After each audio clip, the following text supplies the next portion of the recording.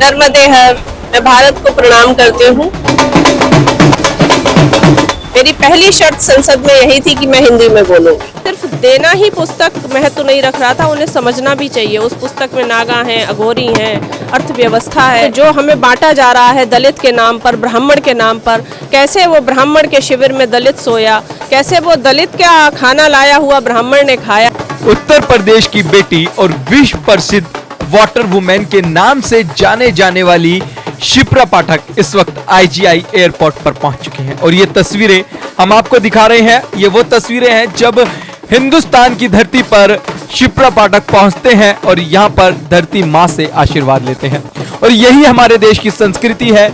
यही हम आपको दिखा रहे हैं कि जब धरती माँ से आशीर्वाद दिया जाता है तो यही हमारे देश की संस्कृति कहलाई जाती है।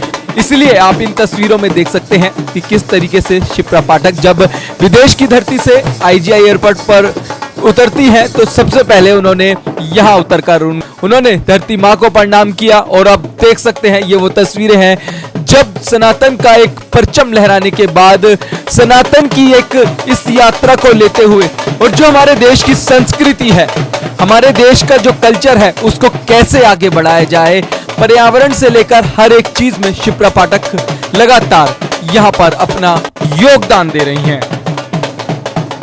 और ऐसे में जब शिप्रा पाठक लंदन की धरती पर पहुंचती हैं तो वो भी तस्वीरें आपने देखी कि किस तरीके से वहां पर उन्होंने महाकुंभ पर लिखी हुई किताब, क्योंकि महाकुंभ एक वो यज्ञ था, महाकुंभ एक वो यज्ञ था जिसमें कई करोड़ लोगों ने उसमें स्नान किया।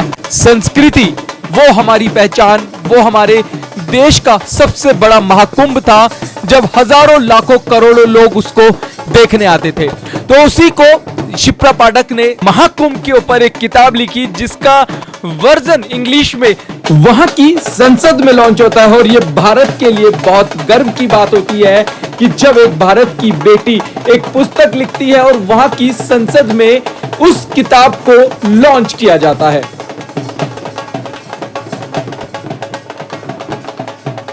लंदन में मौजूद जब ये किताब लॉन्च हो रही थी तो शिप्रा पाठक ने हिंदी में खड़े होकर अपना अभिभाषण दिया। और ऐसे में वहां पर जो लोग थे, वहां के जो मेहमान थे, उन्होंने उनके संबोधन पर तालियां बजाकर उनका स्वागत किया। मैम, क्या कहेंगे कि आपने लंदन की धरती पर एक सनातन का परचम लहराया? नहीं, मैंने कोई परचम नहीं लहराया। मैं बहुत छोटी हूँ।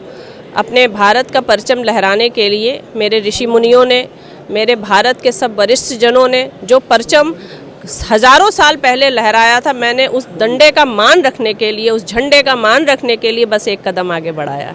महाकुंभ पर आपने किताब लिखी, अब ऐसे में वहाँ के लोगों के लिए इंग्लिश में एक वर्जन लॉन्च किया है, क्या कहना चाहिए? असल में तो ये कहना चाहिए विचार मेरे भैया का था। उनका कहना ये था कि महाकुंभ को अभी भी कोने कोने तक जाना चाहिए।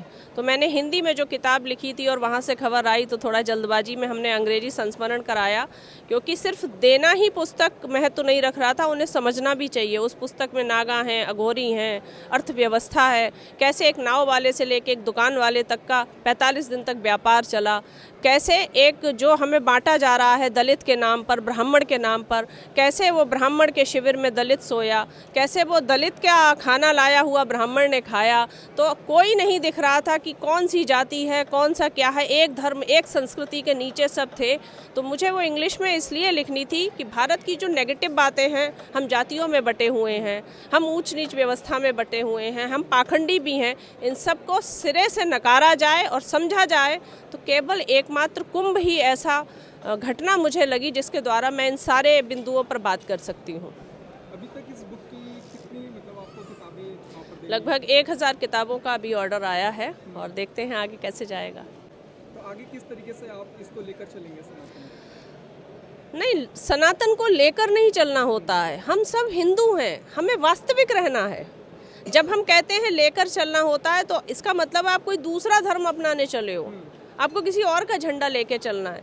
जो दादा ने किया, जो पिता ने किया, वही मैं कर रही हूँ। तो ये एक स्वाभाविक परंपरा है।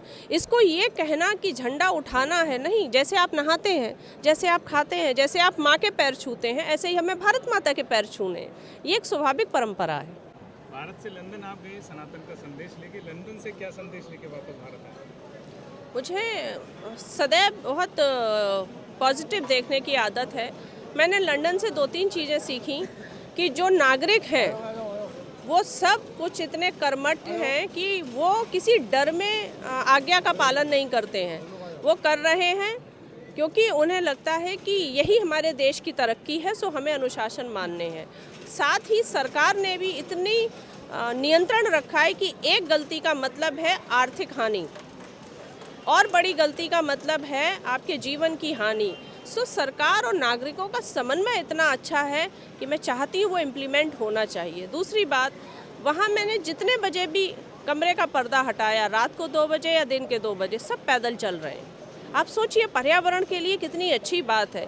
एक तो 10 से 15 किलोमीटर जाने के लिए वो लोग कोई वाहन नहीं ले रहे हैं तो प्रदूषण कम हो रहा है, दूसरे हेल्थ अच्छी हो रही है और मेट्रो का, सार्वजनिक वाहनों का बहुत अच्छा प्रयोग हो रहा है। ये किसी से तुलना नहीं है। हमारा भारत महान है, लेकिन हर महान आत्मा को सदैव कुछ ना कुछ सीखने की चाह रखनी चाहिए, परिवर्तित होने की हिम्मत होनी चाहिए, तो वो सदैव महान बना रह सकता है। और ऐसे में शिप्रा पाठक जो हैं जल संरक्षण के क्षेत्र में भी विश्व स्तर पर जानी जाती हैं। उन्हें वाटर वुमेन की उपाधि भी मिली हुई है और वे देश विदेश में जल संरक्षण, गंगा सफाई के लिए लगातार काम कर रही हैं। लंदन से लौटते ही उन्होंने कहा कि मैं उत्तर प्रदेश की बेटी हूं, यूपी की माटी ने मुझे यह ताकत दी है कि मैं लंदन की संसद में अपना तिरंगा फहरा सकूं। और हिंदी में उन्होंने अपने अभिभाषण को रखा और पूरी दुनिया ने उनकी बात को भी सुना। और ये तस्वीरें आप देख सकते हैं कि लंदन में भारतीय संस्कृति का परचम लहराकर भारत लौटी वाटर वुमेन शिप्रा पाठक का कितना जोरदार स्वागत किया जा रहा है।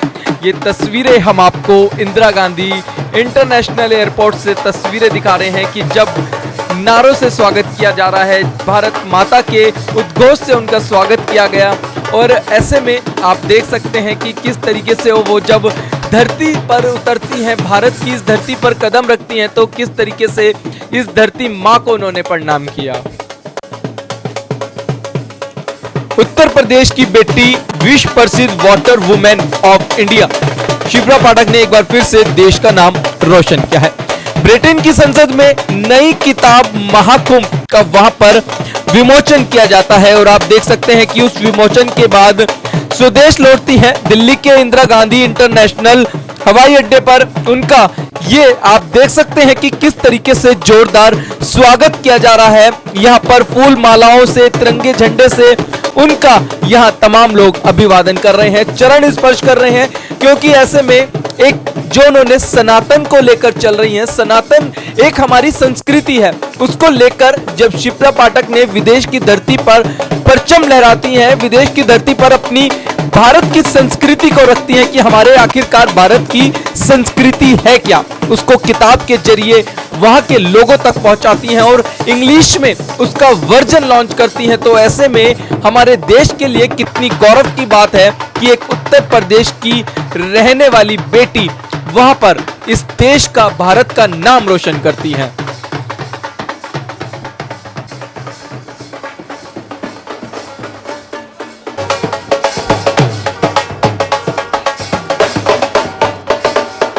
कुंभ को खत्म हुए लगभग साल भर होने वाला है, लेकिन कुंभ की यादें आपने फिर ताजा कर दी। कैसा लगा दूसरे देश में जाकर? नर्मदे हर, मैं भारत को प्रणाम करती हूँ। कुंभ कोई घटना या कोई एक ऐसा अवसर नहीं था जिसे हम पूर्ण कर दें शिवरात्रि के साथ। मुझे लगता है 67 करोड़ लोग जिस जगह आए हों पूरे विश्व से, उसकी चर्चा हमें विदेशों की धरती के हर एक शहर तक पहुंचानी चाहिए। और इसी उपलक्ष्य में मैंने एक छोटी बुकलेट तैयार की थी जिसमें हमारे सारे कार्यों की चर्चा थी। नागा, अघोरी, साधना, शाही स्नान, इन सब के बारे में मैंने थोड़ा थोड़ा लिखा था ताकि बहुत, और ये अंग्रेजी संस्मरण था, हर जगह उस कुंभ की भव्यता पहुंचे। ये एक ऐसी ज्योति नहीं है कि जलाकर नवरात्र के साथ ही अखंड ज्योति को हम विदा कर देते हैं। ये एक ऐसी ज्योति है जो मशाल बननी चाहिए और अगले कुंभ तक चलती रहनी चाहिए। कल्चर की बात करते हैं, सनातन कल्चर पर समय समय पर कोई ना कोई सवालिया निशान बना रहा है, चाहे वो कुंभ, हरिद्वार कुंभ हो जो कोविड के समय आया था, या कुंभ अभी कुंभ का जो पिछला निकला है। जब आप ब्रिटेन में दूसरे देश में रहे, जिसने 200 साल हमारे पर राज करा, कैसा लगा अपने देश के कल्चर को हमें बताते हुए? किसी भी संस्कृति का हाथ पैर उसकी भाषा और उसका पहनावा और उसका भोजन होता है। मेरी पहली शर्त संसद में यही थी कि मैं हिंदी में बोलूंगी और उन्हें ट्रांसलेट करना पड़ेगा, क्योंकि कोई जापान से आता है वो तो जापानीज में ही बोलता है, तो हम अपनी भाषा को लेकर क्यों एडजस्ट करके वहां अंग्रेजी में बात करें। उन्होंने हमारी भाषा को ही प्राथमिकता दी, उसमें सुना, और मुझे लगता है अब विदेशी धरती को ये समझ आ गया है कि जल का जो संकट है उसका समाधान केवल और केवल भारतीय संस्कृति के योग धर्म आध्यात्म संस्कृति के नीचे ही छिपा है। सनातन को लेकर कोई ऐसी बात जो मन में थी कि वहां जाकर ब्रिटिश संसद में आपको रखनी थी और आपने रखी और आपकी बात मानी भी गई? भारतीय संस्कृति का एक ही मूल है, वसुधैव कुटुंबकम। मैंने यहीं से वहां अपनी बात शुरू की कि हम वो लोग नहीं हैं जो अपने देश के बारे में सोचे, अपने परिवार के बारे में सोचे, अपने राज्य के बारे में सोचे, केवल अपने तक सीमित रहकर हम स्वार्थी बने।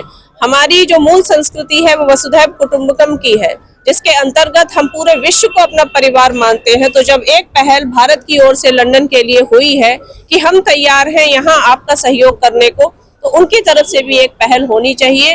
और मुझे लगता है कुछ लोगों को मेरी तरह खड़ा होना चाहिए जो राजनीति, जाति, रंग, रूप, राष्ट्र से परे जाकर विश्व की अगली पीढ़ी के स्वास्थ्य के लिए काम करे। शिक्षा और ज्ञान सबसे अहम हथियार होता है किसी महिला, किसी बालिका, किसी बच्चे के लिए। क्या संदेश देना चाहेंगे आज की युवा पीढ़ी के लिए? क्योंकि मेरी खुद की शिक्षा बहुत अच्छी नहीं हुई, मैं एक बहुत छोटे कस्बे से थी जहां उस समय जन्म के समय ये एक प्रचलन था कि लड़कियों की शिक्षा बिल्कुल आवश्यक नहीं है। तो मैं इस पीड़ा को समझती हूँ और मैं चाहती हूँ कि हर बच्ची को हम इतना पढ़ाएं, अपनी मातृभाषा में ही उसे इतना उत्थान होना चाहिए कि वो विश्व की धरा पर भी अपना पताका फहरा सके। और ये समन्वय की बात है, किसी को नीचा दिखाने की बात नहीं है। ऐसा नहीं है कि हमने उनकी धरती पर जाकर हिंदी बोली तो हम बड़े हो गए। ये उनका भी सत्कार है कि उन्होंने मेरे काम को सम्मानित करते हुए मुझे हिंदी में बोलने का अवसर दिया, मेरी भाषा का सम्मान रखा। ये वैसे मुद्दे हैं जो संवेदनशील हैं, इनमें तुलना ना करते हुए उनको भी प्रणाम करके कि उन्होंने हमारी भाषा को सम्मान दिया, भारत की एक बेटी को सम्मान दिया, भारत से उन्होंने एक बेटी को बुलाया अपने ब्रिटेन में ये कहने को कि देखिए कोई ऐसी भी एक लड़की है जो आई और उसने 55 लाख पौधे लगा दिए। पुस्तक का विमोचन करा, हिंदी में गर्जना दी, कैसा लग रहा है? बहुत अभिभूत हूँ, बहुत गौरवान्वित हूँ और इस बात से गर्व है कि भारत की भूमि और भारत की रज में मेरा जन्म हुआ। और इसका श्रेय ऐसा नहीं है मैंने कुछ अलग कर दिया। जब आप भारत में जन्म लेते हैं और आप ये समझते भी हैं आपने भारत में जन्म लिया है, तो फिर आप ऐसा ही कुछ कर जाते हैं, क्योंकि ये एक चमत्कारिक देश है, एक धार्मिक आध्यात्मिक ऊर्जा से भरी यहाँ की मिट्टी है, यहाँ की नदियाँ हैं, यहाँ के जंगल और पहाड़ हैं जिनमें मेरा जीवन पिछले 10-12 साल से चल रहा है। गाजियाबाद की भूमि से शहीद भगत सिंह की सहयोगिया दुर्गा भाभी भी निकली थी। आज गाजियाबाद से आप महाकुंभ का व्याख्या करने लंदन गई, कैसा महसूस होता है कि नारी शक्ति दिवस? मैं बदायूं से हूँ, उत्तर प्रदेश में। वहाँ भी एक बहुत छोटा कस्बा है दातागंज, जहाँ और 15 साल पहले अगर आप देखेंगे तो विकसित नहीं हुआ था, तो बिल्कुल भी अंदाज़ा नहीं था इस बात का कि ये यात्रा यहाँ तक पहुँचेगी। लेकिन भाव सच्चा हो, कार्य हो, मेहनत हो और आप जैसे लोगों का साथ हो तो कुछ भी यात्रा असंभव नहीं होती है। क्यों महाकुंभ ही सब्जेक्ट चुना? इसके अलावा बहुत सारे सनातन के अंदर विषय थे। क्योंकि मैं 45 दिन वहाँ रही हूँ, मुझे पता है महाकुंभ का अर्थ क्या है।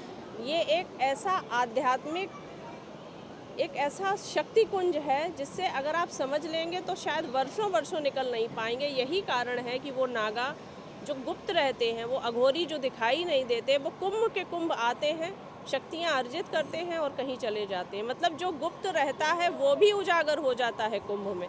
तो सोचिए कुंभ कितना बड़ा है। अधिकतर देखा गया वर्ल्ड कल्चर के अंदर जब कोई संबोधन अपने सदन में दे रहा होता है तो कुछ लोग अपने में व्यस्त होते हैं, किसी में अपने में, लेकिन जब आपने हिंदी के अंदर उच्चारण शुरू करा, कैसा था माहौल वहाँ का? वो सब एक टक शायद मुझे लगता है इस विश्वास को देख रहे थे कि कोई कैसे अपनी भाषा पर इतना गौरवान्वित होकर अपनी भाषा में दूसरे देश में दूसरे लोग जो दूसरी भाषा में सुन सकते थे उसे अपनी भाषा को समझा रहा था। और भाव बहुत महत्वपूर्ण होता है, मुस्कुराहट की कोई भाषा नहीं होती, आंसू की कोई भाषा नहीं होती। ऐसे ही शायद उनको वो एटीट्यूड इतना सम्मोहित किया। और कहीं पे आप भारतीय कल्चर के साथ अगर प्रस्तुत होंगे तो आपको सम्मान मिलेगा ही। एक आखिरी सवाल, महाकुंभ से शुरू हुई इस किताब और इस यात्रा को आप कहाँ तक लेके जाएंगे? यात्रा तो ईश्वर ही आगे लेके जाता है। जो आदेश मुझे मिलेगा मैं उस पर आगे चलूँगी। लेकिन मुझे खुशी है कि लंदन की भूमि पर 1000 से ज़्यादा किताबों की मांग आ गई है, 200 से ज़्यादा बढ़ चुकी हैं और अभी मुझे दोबारा वो किताबें भेजनी है और शायद मार्च में मुझे दोबारा वहाँ बुलाया जा रहा है।